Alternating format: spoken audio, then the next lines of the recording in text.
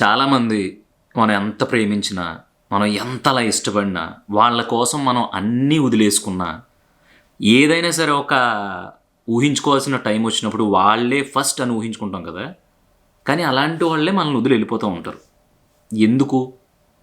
దానికేమన్నా reason ఉందా? మనం ఏమన్నా తప్పు చేశామా? లేదంటే మనం నచ్చట్లేదా? లేదంటే మన బిహేవియర్‌లో ఏమన్నా తేడా ఉందా? అని చెప్పి మనం ఇంకా మనల్ని మనం చెక్ చేసేసుకొని ఇంకా బెటర్ అయిపోతూ ఉంటాం. వాళ్ళని ఇంకెంత చూసుకోవాలి. వాళ్ళ దగ్గర ఇంకెంత బిహేవ్ చేయాలి. వాళ్ళకి కష్టం కలిగించకుండా ఉండాలి. ఈ తొక్కలో డిస్కషన్ అంతా మనలో మనకి జరిగిపోయి జరుగుతూనే ఉంటది. ఈ లోపల చెక్కేస్తారు. మెల్లమెల్లగా దూరం పెడతారు. ఏం జరిగింది? ఎందుకు దూరం పెడుతున్నావు? ఎందుకు వదిలేసావు? ఎందుకు నేను నచ్చట్లేదు అనేదానికి వాళ్ళు కారణం చెప్పరు. ఇక్కడ వచ్చిన చిక్కల్లా అదే. పలానా ఇది నేను ఇందుకే నిన్ను వదిలేస్తున్నాను, లేదంటే నువ్వు నాకు ఇందుకే నచ్చట్లేదు, నాకు ఈ కారణం వల్ల సెట్ అవ్వదు అని చెప్పరు. ఎందుకంటే వాళ్ళ దగ్గర నిన్ను వదిలేయడానికి సరిపడా రీజన్ ఉండదు. నువ్వు అంత గొప్పగా ఇష్టపడి ఉండొచ్చు, నువ్వు అంత గొప్పగా ప్రేమించి ఉండొచ్చు. కానీ వాళ్ళకి మనం కాకుండా ఆల్టర్నేటివ్ ఏదో ఒక మెరుపు కనిపించిందనమాట. బేసిక్గా నువ్వు ఎలా ఉంటున్నావో అలాగే ఉండాలి. తన దగ్గర కావచ్చు, అతని దగ్గర కావచ్చు, అమ్మాయిలు అబ్బాయిలు ఇద్దరికీ చెప్తున్నా. సో నీలా నువ్వు ఉండి నువ్వు ఇష్టపడే మనిషిని ఒరిజినల్గా నువ్వు చూసుకుందాం అనుకుంటున్నావు చూసావా, బేసిక్గా అదే వాళ్ళతో వచ్చిన చిక్కు.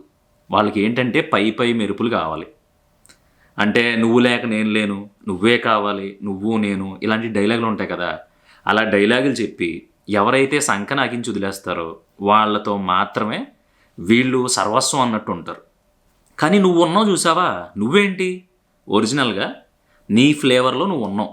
నేను ఇలా ఉంటాను, కానీ నేను చాలా చూసుకుంటాను అని నువ్వెప్పుడు పైకి చెప్పకుండానే నీ చేతలతో చూపిస్తూ ఉంటావు. వాళ్ళకి కావాల్సింది చేతలు కాదు బాసు, చేతలు కాదమ్మాయి.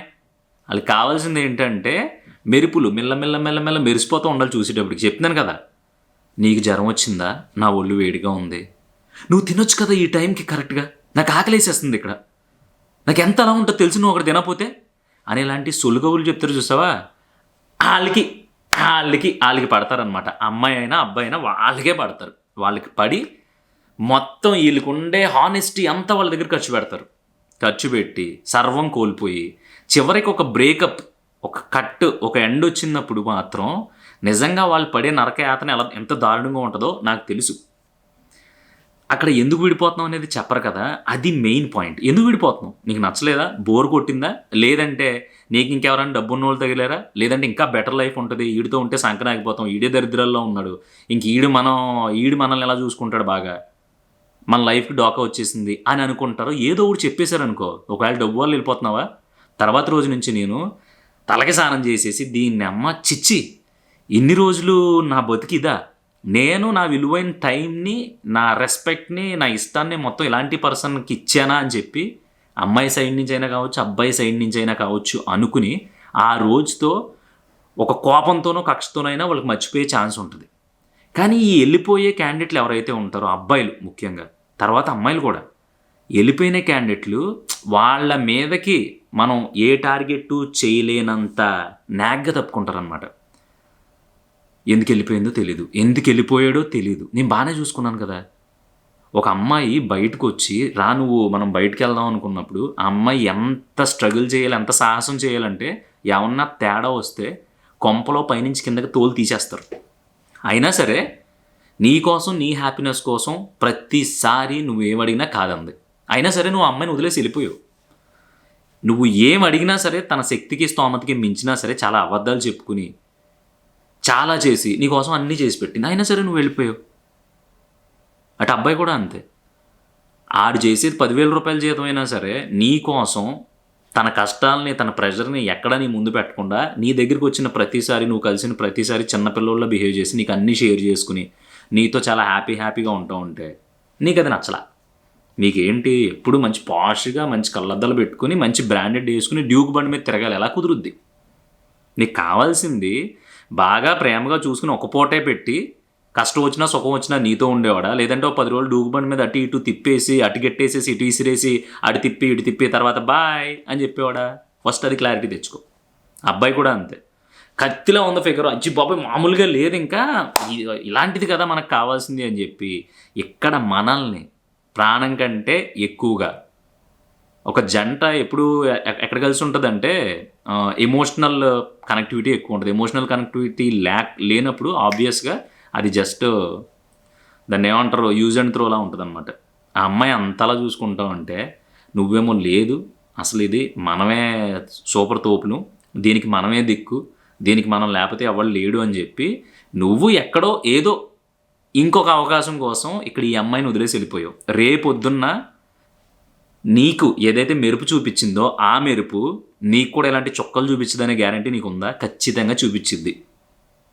ఎందుకంటే మనం ఎప్పుడైనా సరే అది ఒక మాట చెప్తూ ఉంటారు, మనల్ని ఇష్టపడే వాళ్ళు దొరికినప్పుడు ఎట్టి పరిస్థితుల్లోనూ వదలకూడదు. ఎంత దరిద్రాల్లో ఉన్నా, ఎంత రిచ్గా ఉన్నా, నువ్వు ఏ పొజిషన్లో ఉన్నా. ఎందుకంటే మనల్ని ఇష్టపడే వాళ్ళు చాలా తక్కువ మంది ఉంటారు. ఎవడు ఇష్టపడతాడు? చిన్నప్పటి నుంచి నువ్వు పెరిగావు, నీకు చాలామంది బెస్ట్ ఫ్రెండ్స్ ఉంటారు. బెస్ట్ ఫ్రెండ్ అంటే ఒకటే ఉండాలి కదా. మరి నువ్వు చిన్నప్పటి నుంచి ఇప్పుడు వచ్చే కొలది బెస్ట్ ఫ్రెండ్లు కావచ్చు, నీ సర్కిల్ లేదంటే మీ చుట్టాలు మారిపోతూ వస్తున్నారు. ఎందుకు మారిపోతున్నారంటే వాళ్ళందరూ నిన్ను ఇష్టపడే వాళ్ళు కాదు. ఆ టైంలో నువ్వు బాగా అనిపించావు కాబట్టి నీతో స్నేహం చేశారు, నీతో చుట్టరేకం చేశారు, నీతో తిరిగారు, అంతే. కాబట్టి వాళ్ళు మారుతూ వచ్చారు, ఇప్పటికీ కూడా మారుతూ వస్తున్నారు. కానీ ఇక్కడ నువ్వు ఇష్టపడిన మనిషి అంటే కేవలం నిన్ను మాత్రమే ప్రేమించే మనిషి మాత్రం గత కొన్ని సంవత్సరాలుగా కావచ్చు, కొన్ని రోజుల నుంచి కావచ్చు మారట్లేదు. ఎందుకు మారట్లేదు తెలుసా? తనకు నువ్వంటే ఇష్టం కాబట్టి, ఆడికి నువ్వంటే ఇష్టం కాబట్టి. సో ఇలా ఏ రీజనో చెప్పకుండా వెళ్ళిపోయే వాళ్ళు ఉంటారు చూసావా, వాళ్ళని వెళ్ళిపోనివ్వండి. ఎందుకంటే వాళ్ళకి మీ ఇష్టంతో, మీ రెస్పెక్ట్తో, మీ డెప్త్తో పని లేదు. అక్కడతో వాళ్ళకి బోర్ కొట్టేసింది. మరీ ఎక్కువ ఏంటి మరీ ఎక్కువ కేరింగ్ ఎక్కువైపోయింది, లేదు మనం చాలా తోపులమేమో, అందుకే మనల్ని ఇంత ఎక్కువ ఇష్టపడిపోతుందేమో, ఇంత ఎక్కువ ఇష్టపడిపోతున్నాడేమో. మన టార్గెట్ ఇది కాదు, మనం మామూలుగా మన పక్కన తిరిగే పిల్ల ఇలా ఉండాలి, లేదంటే మనం అసలు మామూలు రేంజ్ కాదు, నా బాయ్ ఫ్రెండ్ ఇలాంటి కాస్ట్లీ లేదంటే బ్రాండెడ్ వేసుకోవాలి అనే బాపతలు అయితే వాళ్ళని వెళ్ళిపోనే ఉండే. రీజన్ అవసరం లేదు. నిన్ను వదిలేసుకున్నారు కాబట్టి ఖచ్చితంగా కొన్ని రోజుల తర్వాత ఒక రియలైజేషన్ వస్తుంది. ఆ రియలైజేషన్ ఎలా ఉంటుందో తెలుసా? నీ దగ్గరికి వచ్చి చేతులు కట్టుకుని, అయ్యో ఆ రోజు నేను వెళ్ళిపోయాను, బేసిక్గా నాకు అర్థం కాలేదు నేను ఏం చేశానో, కానీ నాకు తప్పు అయిపోయింది, నేను ఓడిపోయాను అని నీ దగ్గరికి వచ్చి వాళ్ళు చెప్పరు.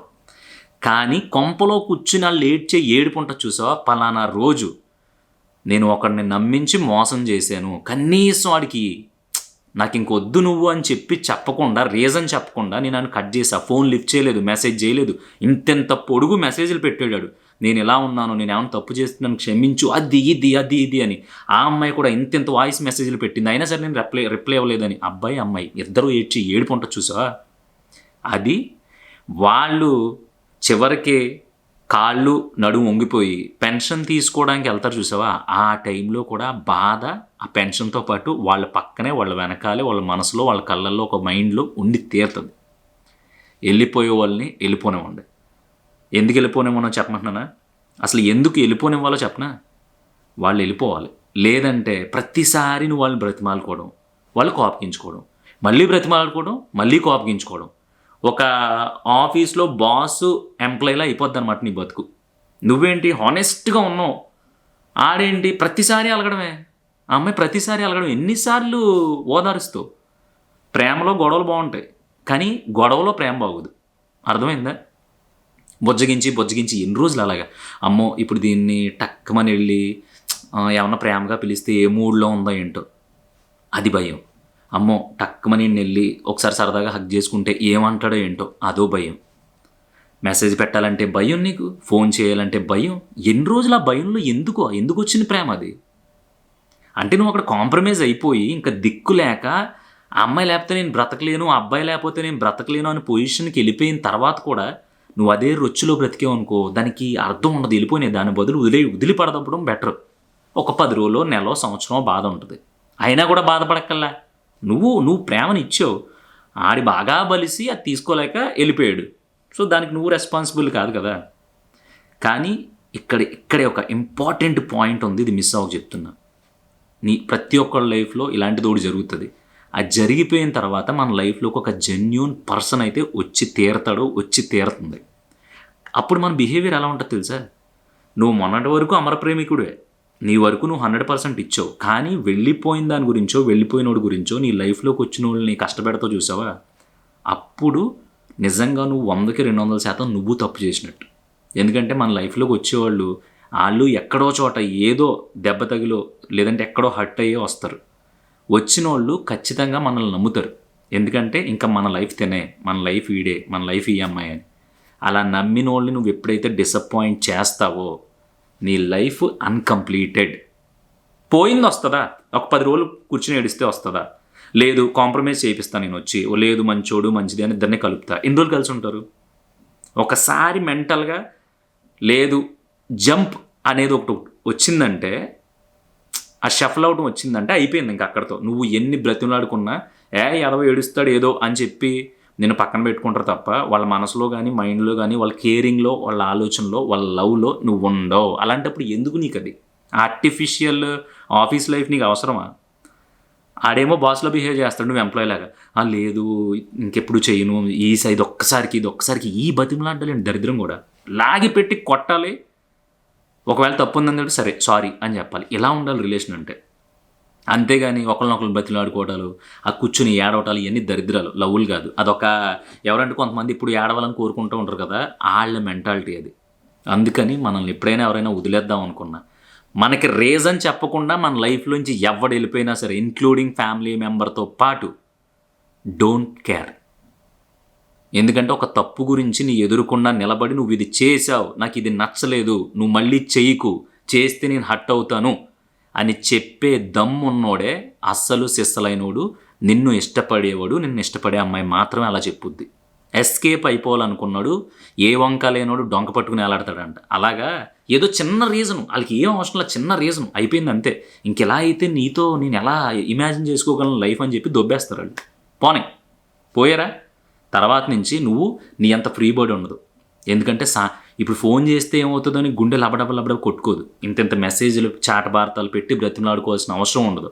హ్యాపీగా తింటావు, బయటికి వెళ్తావు, నచ్చిన చోట తిరుగుతావు, నచ్చింది చేసుకుంటావు, 10 రూపాయలు సంపాదించుకుంటావు, మీ అమ్మ బాబుని జాగ్రత్తగా చూసుకుంటావు. తర్వాత నీ లైఫ్లోకి ఏదో ఒక టైంలో నువ్వు పెళ్లి చేసుకోనని భీష్మించి కూర్చున్న ఒక అమ్మాయి వస్తుంది.